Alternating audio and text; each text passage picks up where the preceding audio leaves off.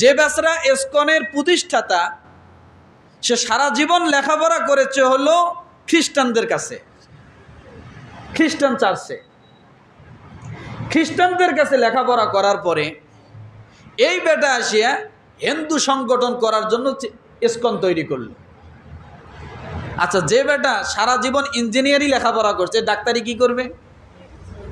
বোঝেন নি কথাটা? মনে যে লোক সারা জীবন লেখাপড়া করলো খ্রিস্টান বিষয় নিয়ে, সে এখন হিন্দুদের এখানে আসে কি করবে? এখন কথা হলো, ইসকনের উৎপত্তি হল 1966 সালের 13ই জুলাই। কত? 1966 সালের, বিশাল লম্বা সময়, আজকে থেকে প্রায় 59 বছর আগে। কত বছর? প্রায় 59 বছর আগে।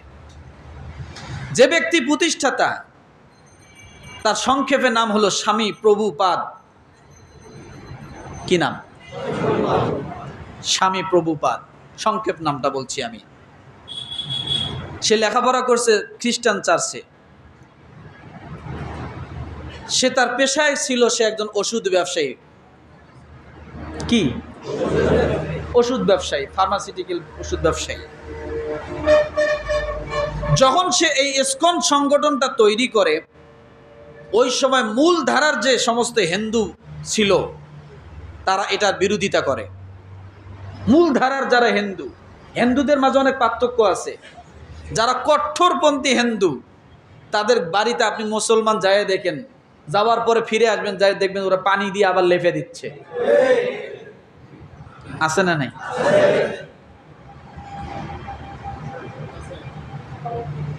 কারণ আমার বাড়ির আশপাশ প্রায় হিন্দু আছে, তো তবে তাদের সাথে ভালো একটা সম্পর্ক আছে। কখনোই তাদের সাথে আমাদের কোনো ঝামেলা নেই। তারাও আমাদেরকে সম্মান দিয়ে কথা বলে, আমরাও তাদেরকে সম্মান দিয়ে কথা বলি। তো আমার ভাই, মূল ধারার যে হিন্দুরা, তারা কি করলো? কারণ এ লোক তো খ্রিস্টানদের লেখাপড়া করেছে, খ্রিস্টান বিষয়ে তার জ্ঞান নিয়েছে। সে এখন হিন্দুদের এখানে এসে নতুন সংগঠন কি করবে? হিন্দুরা এটা প্রতিবাদ করলো।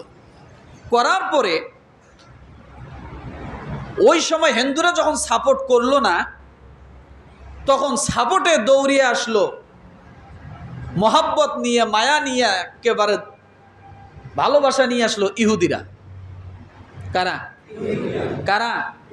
যে আসো, তোমাকে হিন্দুরা যখন সাপোর্ট করে না, আমরা তোমাকে ফালাবো না, আমরা তোমার সাথে আছি। একজন ইহুদির নাম ছিল যে স্টিল লসন জুডা, আরেকজনের নাম ছিল হার্বে কক্সালেরিসন, আরেকজনের নাম ছিল টমাস হপকিন্স। এই তিনজন মিলে মায়া দেখায়া, মায়া কান্না করে ওই স্বামী প্রভুপাদকে তাদের দলে নিয়ে গেল।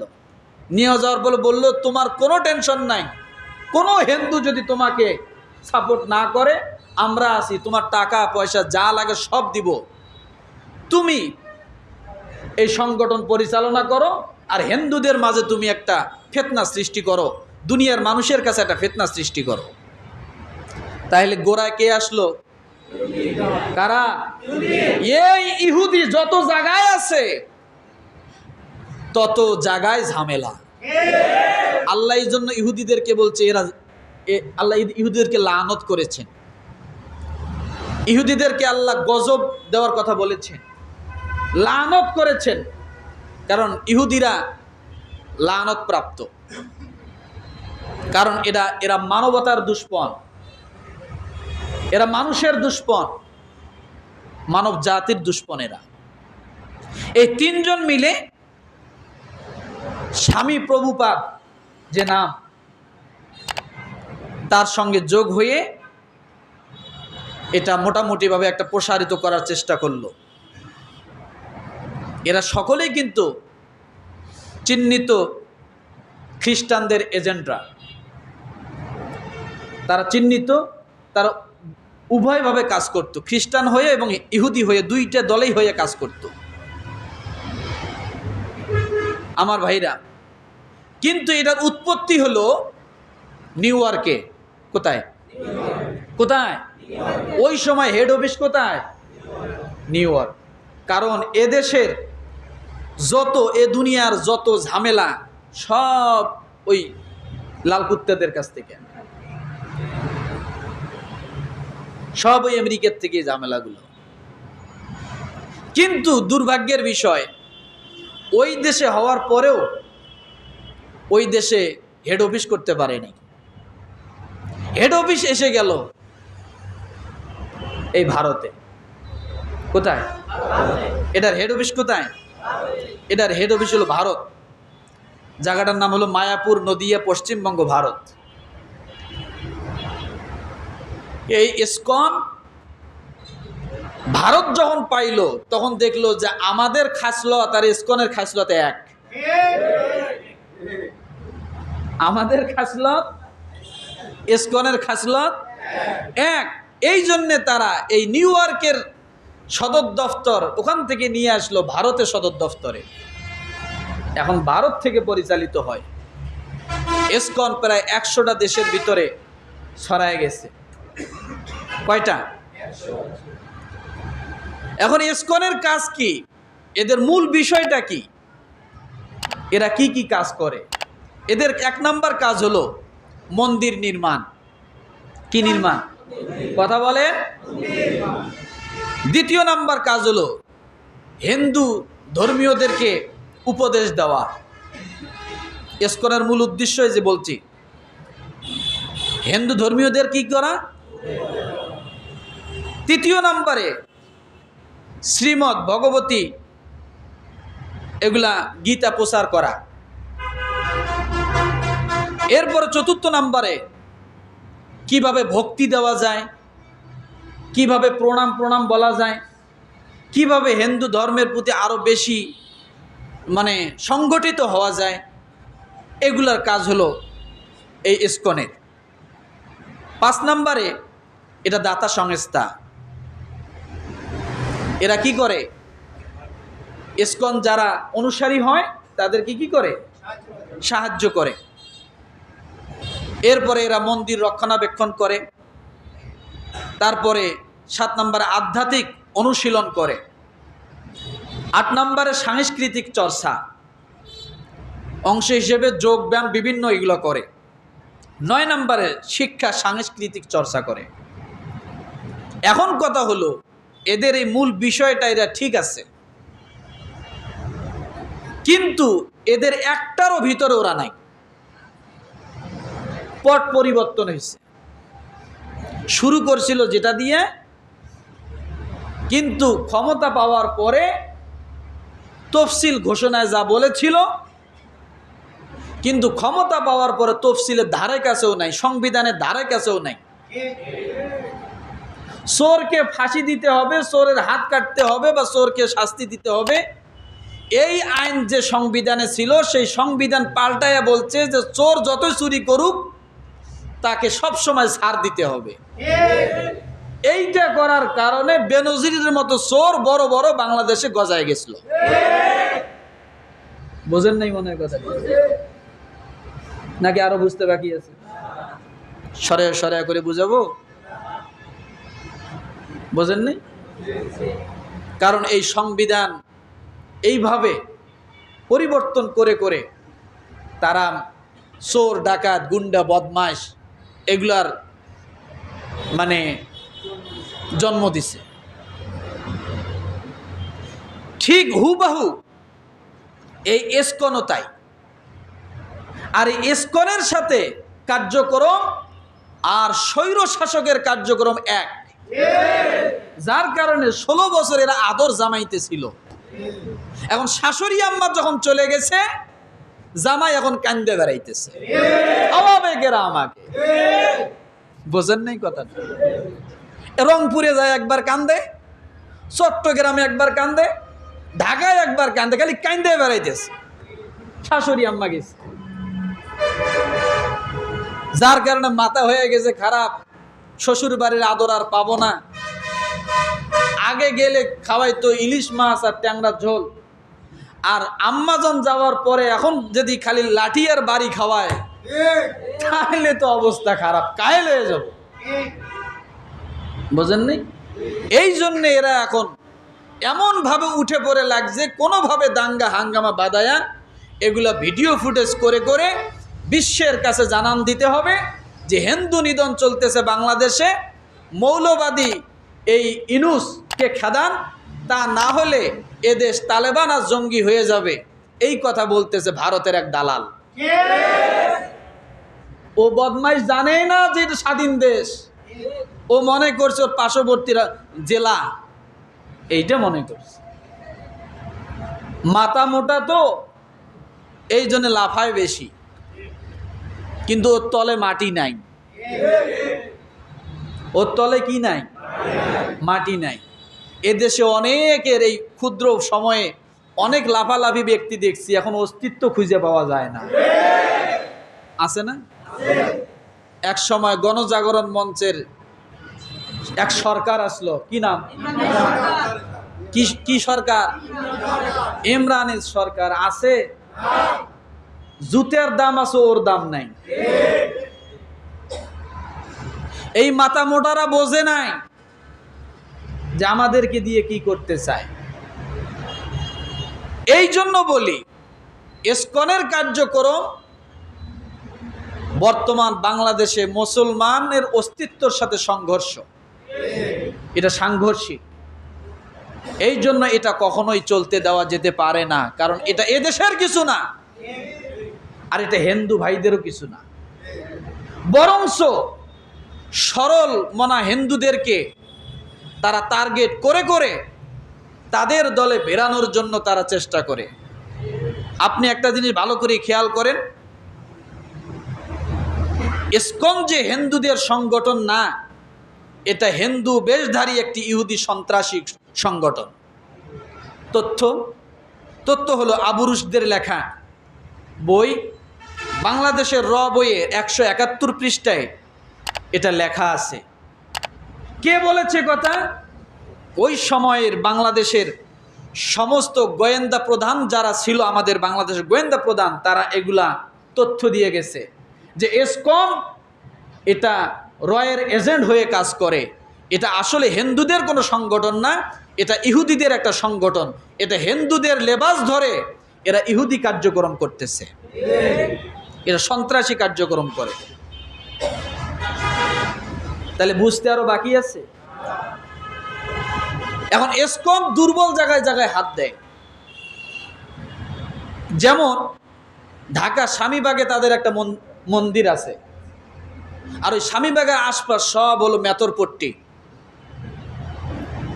এই ইসকনের মন্দির আছে ঠাকুরগাঁ, একবারে প্রত্যন্ত এলাকা। গরিব গরিব হিন্দুদেরকে বুঝায়, যেমন আমাদের সমাজে বর্তমান বিভিন্ন বেরাক টেরাক বিভিন্ন এনজিওরা আমাদের মুসলমানদেরকে একটা গরু দিয়ে ইমান নিয়ে যাইতেছে, একটা ছাগল দিয়ে ইমান নিয়ে যাইতেছে। ঠিক একই কার্যক্রম ওই ইহুদিরা হিন্দুদের বেশ ধরে হিন্দুদের পিছনে লাগে এই কাজগুলো করতেছে। বরঞ্চ এরা বরাবর এদের ইতিহাস তাকান, এরা সব সময় হিন্দুদের উপরে জুলুম করে করে মন্দির দখল করেছে। চট্টগ্রামে মন্দির দখল করেছে হিন্দুদের, ঠাকুরগাঁ পঞ্চগড়ে হিন্দুদের মন্দির দখল করেছে, ঢাকারে মন্দির দখল করেছে এই ইসকনেরা। তাহলে এরা যদি হিন্দুদেরই সংগঠন হবে, তাহলে মন্দির আবার জোর করে দখল করে হিন্দুদেরকে মারে, এরা আবার কারা? আসলে সরল মনে হয় যে হিন্দু, এরা তো বোঝে না, এরা হুদাই লাফাইতেছে, এরা শুধু শুধু লাফাচ্ছে। আর এই যে বেচারা যে আছে, এ তো হলো একজন দুষ্কৃতিকারী, যাকে গ্রেফতার করা হয়েছে। এ হলো একজন দুষ্কৃতিকারী, একে তো ইসকন থেকে আগেই খারিজ করে দিছে, ওকে বাদ দেওয়া হয়েছে।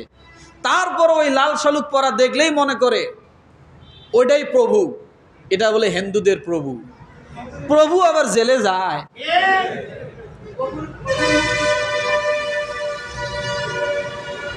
প্রভু কোথায়? প্রভু কোথায়?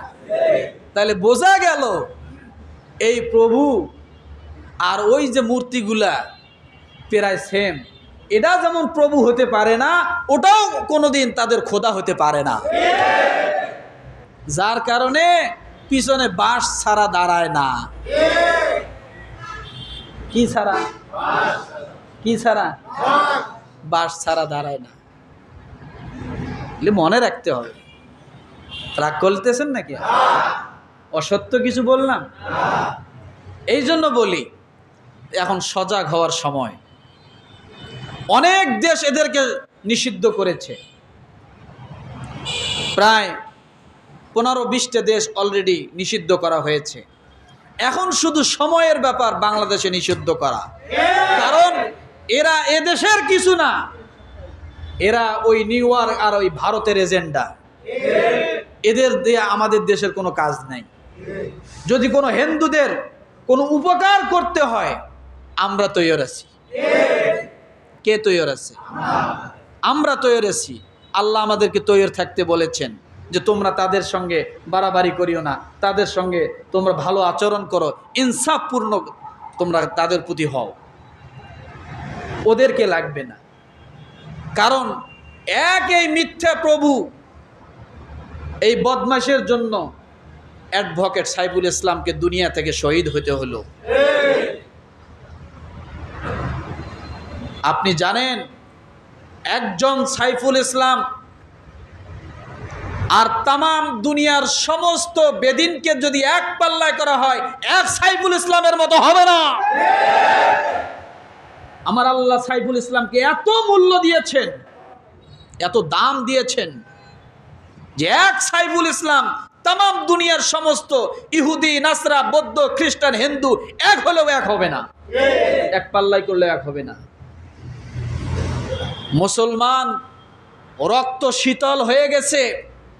আজকে আমার দেশে থেকে, মুসলমানের দেশে থেকে মুসলমানের একজন বীর সন্তানকে এভাবে হত্যা করবে বটি দিয়ে, এটা কোনোদিন মেনে নেওয়া যায় না। এটা কোনোদিন মেনে নেওয়া যায় না। হিন্দুদের সঙ্গে আমাদের কোনো ঝামেলা নাই, হিন্দুদের উপর আমাদের কোনো অভিযোগ নাই, তারা তাদের বিষয়। কিন্তু হিন্দু নামদারি ইহুদি খ্রিস্টানদের এজেন্ডা এই দেশে কাজ করে আমাদের মুসলমান এবং হিন্দুদের মধ্যে দাঙ্গা লাগানোর চেষ্টা করতেছে, এটা কখনোই ছাড় দেওয়া যায় না। এটা কি করা যায় না? কখনোই ছাড় দেওয়া যায় না। কেন আপনি ছাড় দিবেন? আপনি জানেন আপনি কোন মুসলমান, আপনি কেমন মুসলমান, আপনি কোন নবীর উম্মত, কেমন নবীর শিক্ষা আছে আপনার কাছে, কেমন আল্লাহর কোরআন আছে আপনার কাছে। যে আল্লাহ প্রথমে বলেছেন সূরা মুমতাহিনার 8 নম্বর আয়াত, তাদের সঙ্গে তোমরা বাড়াবাড়ি করিও না, তাদের মূর্তিগুলোকে তোমরা গালি দিও না। কে বলেছে কথা? আল্লাহ। ওই আল্লাহ বলেছেন ইন্নাদ দীনা ইনদাল্লাহিল ইসলাম। আমরা সেই ইসলামের ছায়াতলে আছি, আমরা সেই ইসলাম পালন করি, ওই শিক্ষা আমাদের আছে। আপনার রসুল কি বলেছে দেখেন, কি শিক্ষা দিয়েছে দেখেন। জাবের ইবনে আব্দুল্লাহ রাদিয়াল্লাহু তাআলা আনহু থেকে বর্ণিত, তিনি বলেন আমরা রাসূলুল্লাহ সাল্লাল্লাহু আলাইহি ওয়াসাল্লামকে নিয়ে একটি রাস্তার নিকটে গাছের নিচে ছায়ার মধ্যে বসে আছি, রসুলকে নিয়ে আমরা বেষ্টন করে বসে আছি। এমন সময় আমাদের পাশ দিয়ে একজন লাশের খাটিয়া আমাদের সামন দিয়ে, আমাদের পাশ দিয়ে বহন করে কিছু মানুষ নিয়ে যায়। আল্লাহর নবী দেখেন খাটিয়ার মধ্যে একজন মৃত মানুষ দেখা যায়। আল্লাহ নবী হঠাৎ করে সঙ্গে সঙ্গে দাঁড়িয়ে গেলেন। কালকে বলেন সুবহানাল্লাহ।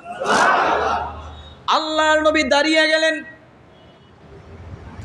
জাবির ইবনে আব্দুল্লাহ বলেন, ও আল্লাহর নবী, আপনি নবী হয়ে, রহমাতাল লিল আলামিন হয়ে, আপনার মতো একজন ব্যক্তি হয়ে, নবী হয়ে, শ্রেষ্ঠ নবী হয়ে, মর্যাদা সম্পন্ন নবী হয়ে আপনি খাটিয়ার একটা মৃত মানুষ দেখে দাঁড়ালেন। ইয়া রাসূলুল্লাহ, সে মৃত্যু দেহটা তো কোনো মুসলমানের না। নবী গো, এটা হলো একটা ইহুদির মৃত্যুদেহ, আপনি এটাকে দেখে কেন দাঁড়ায় গেলেন? আল্লাহর নবী বলেন, ও জাবের, একটা মৃত মানুষ তো, সে মানুষ নামে সে তো জন্মগ্রহণ করেছে, সে মৃত্যু হোক, সে মৃত্যু হলেও সে আমার কাছে, আমাদের মুসলমানের কাছে, তোমাদের কাছে সম্মানের প্রাপ্য। আল্লাহর নবী একজন মৃত ইহুদিকে যদি এই সম্মান দেন, জীবিত মানুষকে কতটা সম্মান দিতে বলেন? ও মুসলমান, বুখারী শরীফ হাদিস নাম্বার 1311 নাম্বার হাদিস, এই হাদিসটা আছে যে তোমরা লাশের প্রতি সম্মান দেখাও, সেটা ইহুদি হোক, খ্রিস্টান হোক, হিন্দু হোক, অন্য জাতি হোক, কিন্তু সে তো একটা লাশ, দুনিয়া থেকে চলে যাচ্ছে, তাকে তোমরা সম্মান দেখাও। এই শিক্ষা আমার রসুল মুসলমানদেরকে দেয়, কথা ঠিক কিনা? আমার ভাইরা, এই গেল একজন রসুলের কথা। এবার রসুলের সাহাবী কেমন? হযরতে উমর রাদিয়াল্লাহু তাআলা আনহু ওয়া মুসলিম ইহুদি বৃদ্ধর সঙ্গে কেমন আচরণ করেন, কেমন সদাচরণ করেছিলেন দেখেন। কিতাবুল আমওয়াল ইবনে মানজুয়া 1 নম্বর খণ্ড 143 নম্বর পৃষ্ঠা, হাদিস নাম্বার 179। উমর রাদিয়াল্লাহু তাআলা আনহু খেলাফতকালে এক ইহুদি বৃদ্ধকে দেখেন মসজিদের সামনে দাঁড়িয়ে দাঁড়িয়ে ভিক্ষা করে, মানুষের কাছে মসজিদের দরজার সামনে দাঁড়িয়ে দাঁড়িয়ে হাত পাতে। হযরত উমর রাদিয়াল্লাহু তাআলা আনহু তাকে ডাক দিয়ে বলেন, তোমার প্রতি আমরা ইনসাফ করতে পারিনি। কে বলছে কথা? হযরত উমর রাদিয়াল্লাহু তাআলা আনহু বলেন, তোমার প্রতি আমরা ইনসাফ করতে পারিনি। ইহুদি বৃদ্ধকে হযরত উমর ডাক দিয়ে বলে, তোমার প্রতি আমরা ইনসাফ করতে পারিনি, যদিও তোমার যৌবনে তোমার কাছ থেকে আমরা জিজিয়া নিয়েছি, আর তোমার বৃদ্ধ বয়সে তোমাকে ধ্বংসের দিকে ঠেলে দিয়েছি। অর্থাৎ ও বৃদ্ধ, তুমিও যদিও ইহুদি হও, তারপরেও তোমাকে সদাচরণ করা আমাদের দায়িত্ব, তোমার অভাব পূরণ করা আমাদের মুসলমানের দায়িত্ব। একজন সাহাবী হযরত উমরের এই আচরণ। এরপর হযরত উমর রাদিয়াল্লাহু তাআলা আনহু বৃদ্ধ ইহুদিকে হাতে ধরে বাইতুল মালের নিকটে নিয়ে গেলেন। যাওয়ার পরে বললেন, তুমি আর হাত পাতবা না, এই যে বাইতুল মাল থেকে তোমার জন্য বরাদ্দ করলাম, আর প্রতি মাসে এসে এসে তোমার বরাদ্দর বাকিটুকু তুমি প্রতি মাসে নিয়ে যাওয়া। একজন মুসলমান একজন হিন্দুর কর্তব্য কেমন পালন করেন, ইহুদির কর্তব্য পালন করলেন। একজন ইহুদির হক রয়েছে মুসলমানের কাছে, এই শিক্ষা দিয়েছেন আমার রসুল, এই শিক্ষা দিলেন আমার আল্লাহ, এই শিক্ষা শিখে গেলেন রসুল, এই শিক্ষা বাস্তবায়ন করলেন সাহাবায়ে কেরাম, কথা ঠিক কিনা?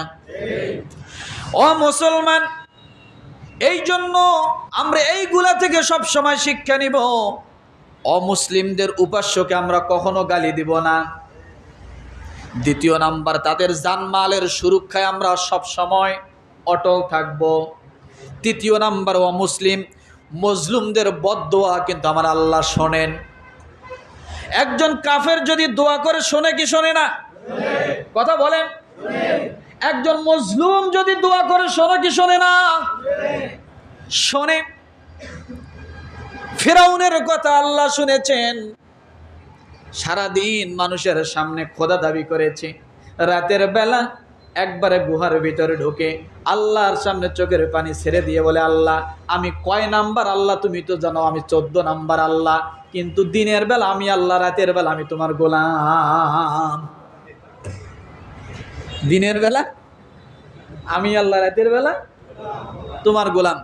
আমি যা চাও তুমি তাই দিবা, আমি দুনিয়ায় চাই, আখিরাতে চাই না। আল্লাহ কয়, যা তোকে দুনিয়ায় দিলাম, আখেরাতে কিছুই দিব না। আখেরাতে কিছুই দিব না। ও মুসলমান, এই জন্য বলি, আল্লাহর নবী এই শিক্ষাগুলো দিলেন যে মুসলমানের জন্য এগুলো শিক্ষা। একজন মুসলমানের কাছে তার প্রতিবেশী ইহুদি হোক, খ্রিস্টান হোক, মুসলমান হোক, প্রায় 10 থেকে 11টা তার হক রয়েছে। কয়টা?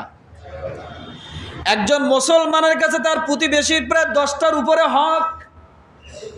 1 নম্বরে আল্লাহর নবী বলেন, কোন মানুষ যদি তোমার প্রতিবেশী হয় আর সে যদি তোমার কাছে ঋণ চায়, তোমার যদি সামর্থ্য থাকে তাকে তুমি ঋণ দাও।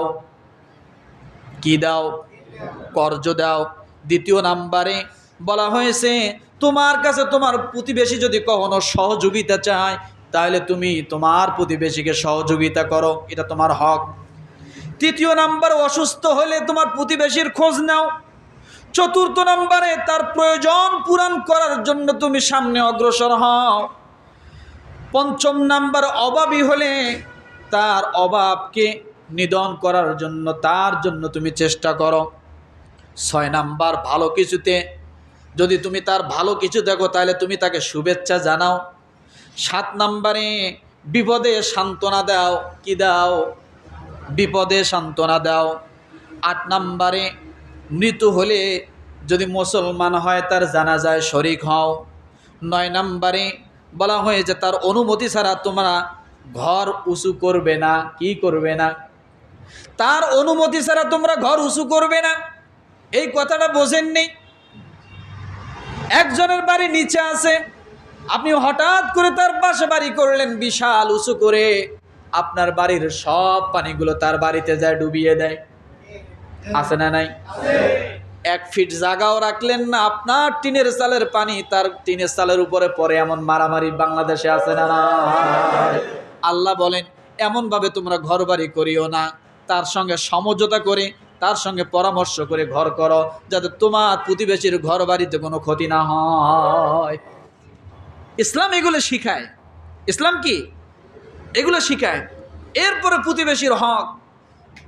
রসুল বলেন, তোমরা যদি ভালো কোনো খাবার রান্না করো তাহলে একটু ঝোল বা একটু খাবার বাড়িয়ে দিও, যাতে তোমার প্রতিবেশীকে একটু খাবার, ভালো খাবারটা একটু পৌঁছায় দিতে পারো তার বাড়িতে। সেটা হোক হিন্দু, হোক বৌদ্ধ, হোক খ্রিস্টান, প্রতিবেশী হলেই হয়েছে। এখানে প্রতিবেশীর কথা বলা হয়েছে, শুধু মুসলিম উল্লেখ করা হয়নি। কথাটা বোঝেননি? তাহলে প্রতিবেশী যে কেউ হতে পারে, তার বিপদে আপদে আপনার দাঁড়ানো মুসলিম হিসেবে, ইমানদার হিসেবে কর্তব্য আছে না নেই? কথা বলেন। তাহলে ইসলাম সবসময় এটাই শেখাচ্ছে, অন্যের প্রতি সহানুভূতিশীল হওয়া। আর ইসকন সবসময় শেখাচ্ছে অন্যের প্রতি দাঙ্গা হাঙ্গামা করে, জোর জুলুম করে মন্দির দখল করা, মুসলমানকে মেরে ফেলা। এই জন্য এখন সময়ের দাবি, ইসকনকে নিষিদ্ধ করতেই হবে। আরো জোরে বলেন। আমাদের দাবি কি? ইসকন নিষিদ্ধ করতেই হবে। কারণ ইসকন হিন্দুদের সংগঠন না। আমরা হিন্দুদের নিষিদ্ধ করতে বলিনি, ইসকন নিষিদ্ধ করতে হবে। কারণ ইসকন এদেশের সহজ সরল মানুষগুলোকে ধোঁকা দিচ্ছে। তাহলে এ দাবি আমাদের থাকবে তো ইনশাআল্লাহ? থাকবে তো ইনশাআল্লাহ? আল্লাহ তাআলা আমাদের সকলকে সঠিক ইসলাম বোঝার জন্য তৌফিক দান করুক। আমিন। ওয়া আখির দাওয়ানা আনিল হামদুলিল্লাহি রাব্বিল আলামিন।